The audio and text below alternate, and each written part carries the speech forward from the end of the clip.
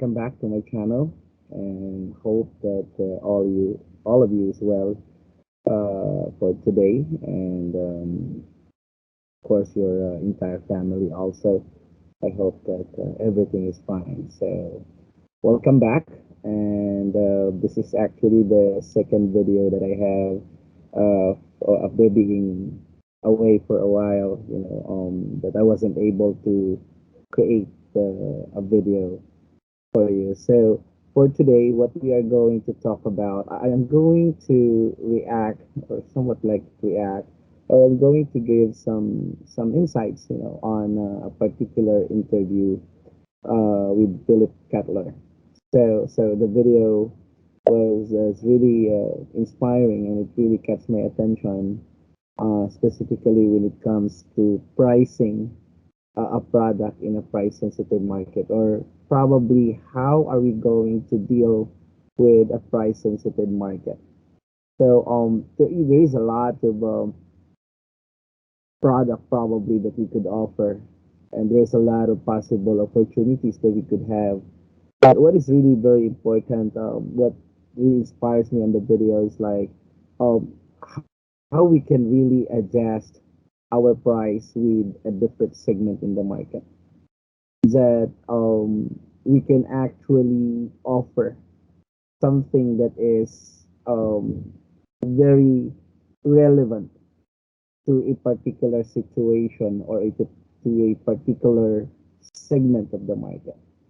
Um, I'm going to play the video, and as with the video, as we go along, I would be giving some insights on it, and how this can be done by you, or whoever is watching this.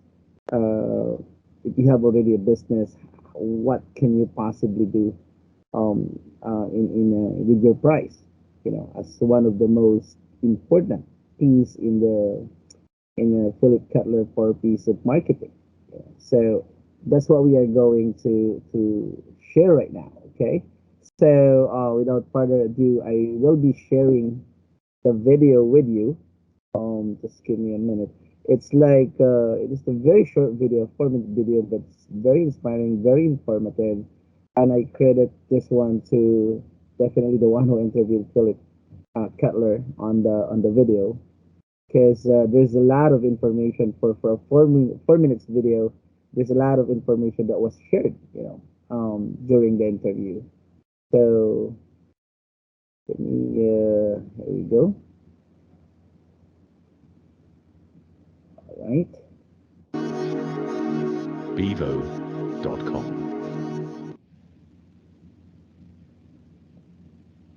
So with the economy as it is, and with price comparative shopping going on, is price going to become the king of the peas? Yeah, I think during hard times, price is one that you have to handle especially well. And I would say this to companies. Many of them don't want to initiate a price cut, right? Because they know that if they initiate it, the competitors are going to match them with a price cut. So maybe for a little period, no one's cutting the price. For example, Starbucks is still $3 or $4 a cup of coffee. Um, on the other hand, it may be smarter to create a lower price version for people who want to save a little money and yet patronize that organization. For example, McDonald's, even before this downdraft, started to put into its menu smaller priced items.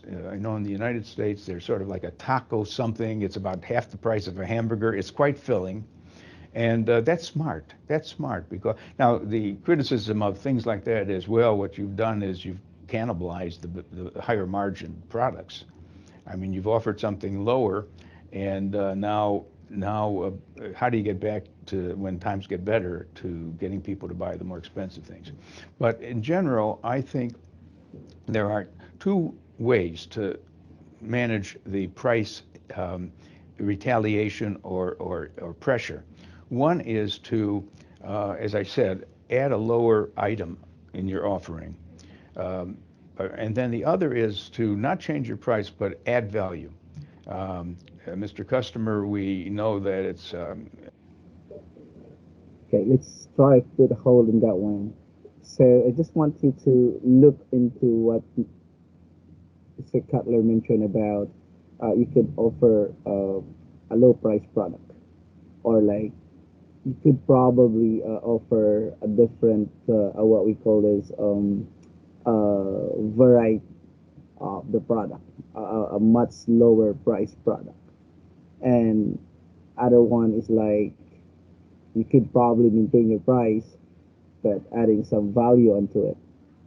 No, on actually this has been done, with a very simple context of like uh, try to offer a lower value product or into a price sensitive market. If you have an existing one, you can actually do something that is just intended for, as what he said, during hard time, like during this time.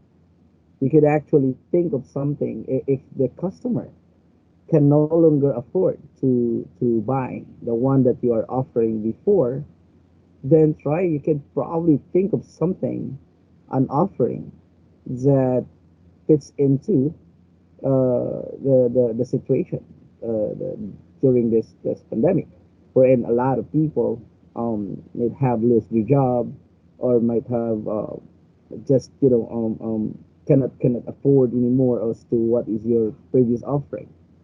So that is very critical.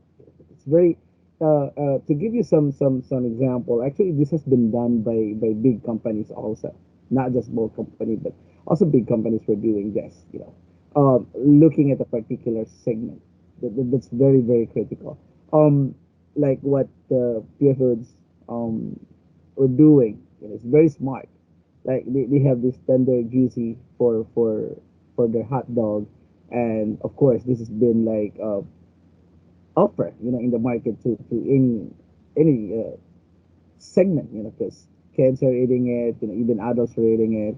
But one thing that's really smart with them, because tender juicy is quite expensive as compared to like what other brand existing in the market. If you try look into it, it's a bit pricey, and even before pandemic, they were able to see this one, and there's a bigger chunk of the market. There's a bigger segment of the market that can afford to buy tender juicy.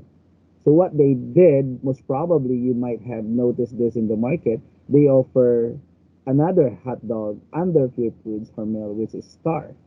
Star is a bit uh, um affordable as compared to tender juicy.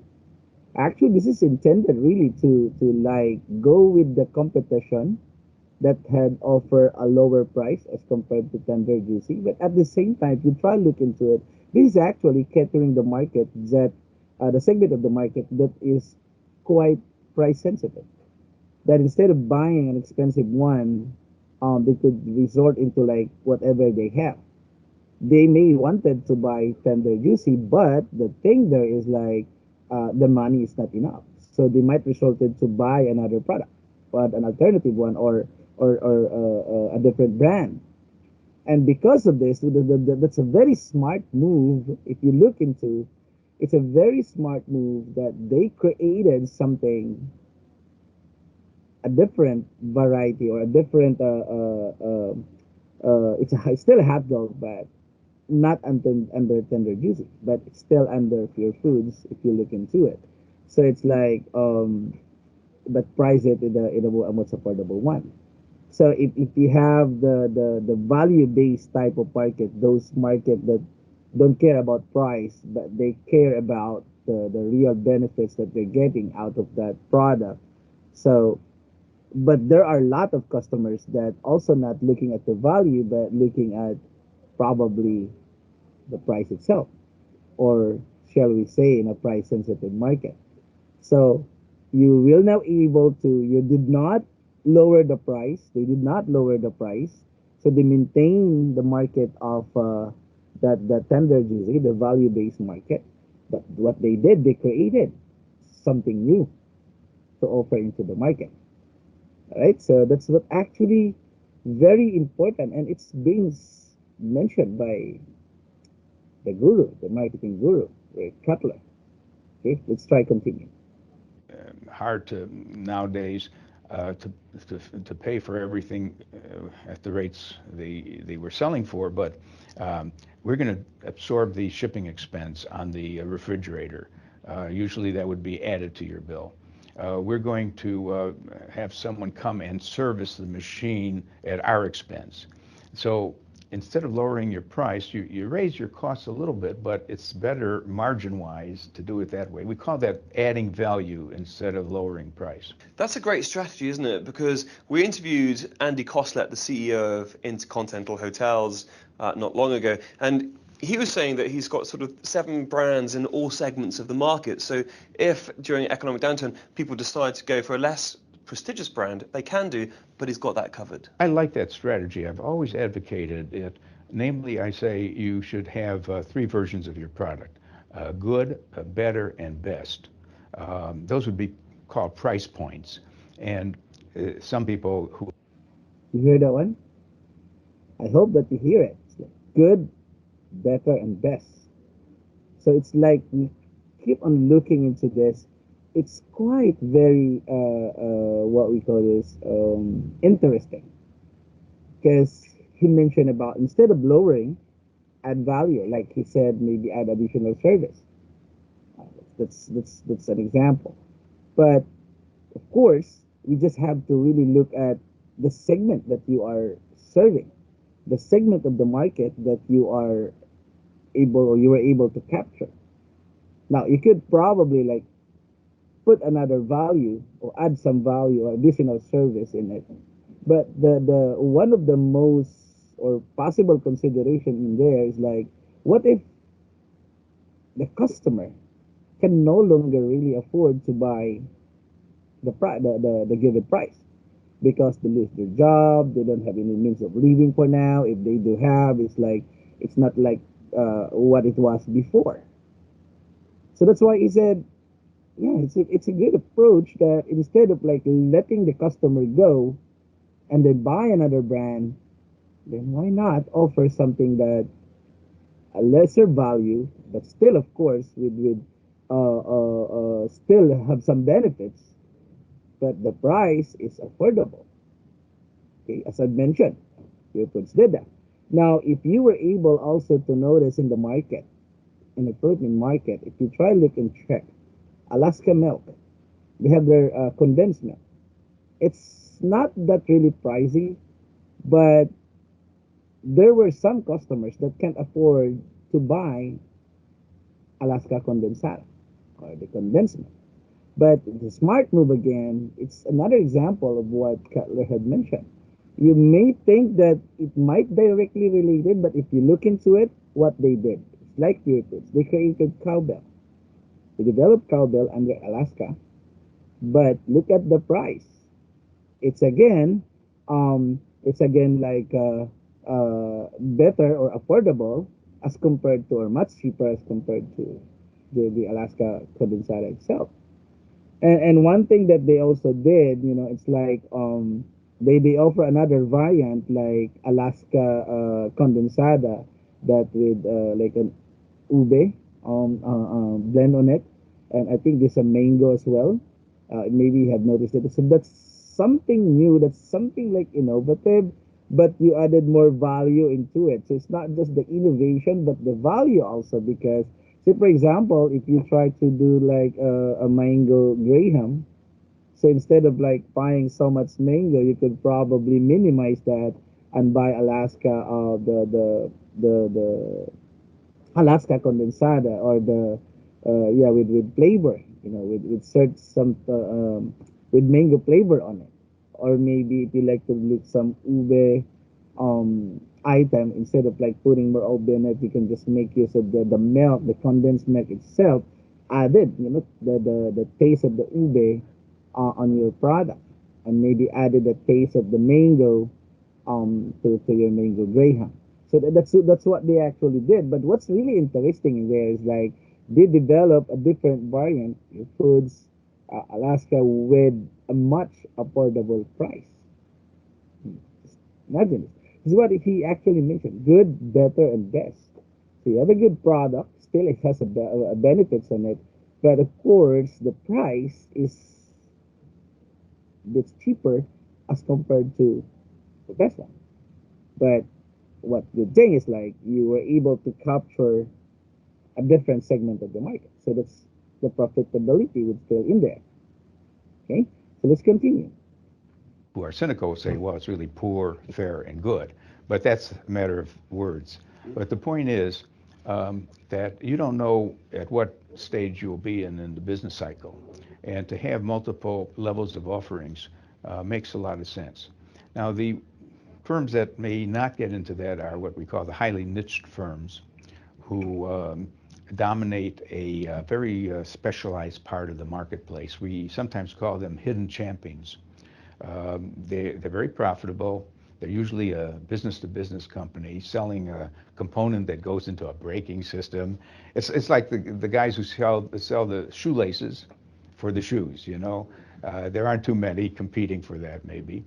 And so hidden champions, they're more secure during downdrafts because they are very close to their customers and they do the best they can for their customers, and they remain leaders and profitable leaders at that. All right. I hope that you're able to get something. It's a very short video, but one thing that is very interesting in there is like the product offering in relation to price, in relation to your customer. So why not think during this pandemic and even after this, we still have a long way to go. Try to think of now if you are going to do business or even someday when you put up your business, you can also consider like serving, looking at the segment, what the segment is capable of paying, what is the behavior of your segment. Are they like don't care about, or is the segment don't care about price but they can't care about value? Or is the segment is very much particular with what is existing in the market and comparing the price? This type of segment is looking at the a competitive, they are like a customer with looking at the competition price. Or as I've said, we could probably looking at the value-based price. So, or much more, if they're looking for a customer-based price, it's like a much affordable. Customer base is something, or customers that might be the one under the good, and the competition type of customers, uh, comparing price of the of the competition, maybe customers on the on the better, as what Kotler mentioned, or could probably on the customer based market then. Okay, so that's really very important that we actually, very important that we actually look at the segment. It's not being mentioned, but if you try to analyze what Kotler is trying to say is like there are still customers that is really not capable of buying those very expensive products. They may need it, they may wanted to have it, but the problem is the money that they have, whatever they have, the capability that they have is just not aligned with a much higher price product. Because again, what you have to remember is like in a third world country like us, in a place where you have so much market that is actually have a little capability of buying, we have to look at them. We could also consider what they need because we could probably set and put up business into that particular segment.